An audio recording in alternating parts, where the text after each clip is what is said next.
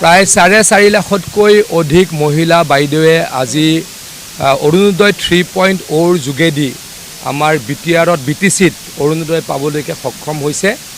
আমাৰ ওদালগুৰি জিলাত 1,08,000 মহিলা বাইদেৱে আজিৰ পৰা অৰুণোদয় পাবলৈকে সক্ষম হ'ব, কিন্তু আৰু আমি 17,000 মহিলা বাইদেউক অৰুণোদয় দিবলৈকে সক্ষম হ'ম।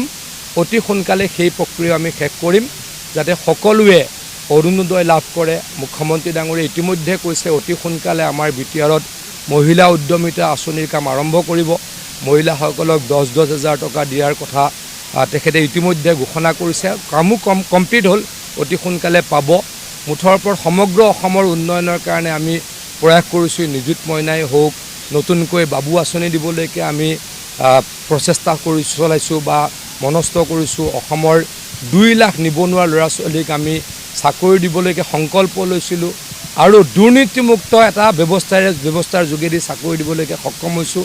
ৰাস্তা পথৰ ব্যাপক উন্নয়ন হৈছে। কাঠৰ দলং বুলিবলৈ অসমত নাই।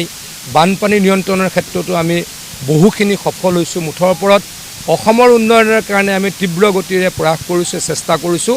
আৰু বিটিচি অসমৰ অন্যতম অত্যন্ত উল্লেখযোগ্য এটা অঞ্চল, গতিকে বিটিচিৰো উন্নয়ন আমাৰ কাম্য। তাৰ কাৰণে আমি যোৱা 4.5 বছৰত অহৰ্নিশে কাম কৰিছোঁ, ভৱিষ্যতেও কাম কৰিম বুলি প্ৰতিশ্ৰুতি দিছোঁ। মুখ্যমন্ত্ৰী ডাঙৰীয়াই ভাল খবৰ বুলি কৈছে, গতিকে তেখেতে নিশ্চয়কৈ জানিব। এই বিষয়ে আমি ইমান অৱগত নহয়, 1 জানুৱাৰীলৈকে বাট চাই ৰৈছোঁ।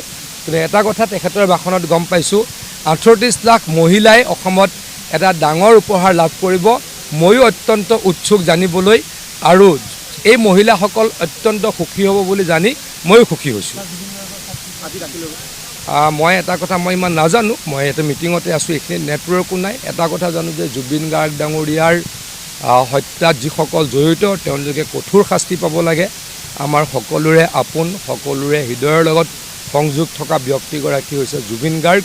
গতিকে জুবিন গাৰ্গক যোনে এই অৱস্থালৈকে ঠেলি দিলে, আমাৰ মাজৰ পৰা তেখেতক লৈ গ'ল, তেখেতলোকে কঠোৰ শাস্তি পাওক, মই পুনৰ দাবী জনাম।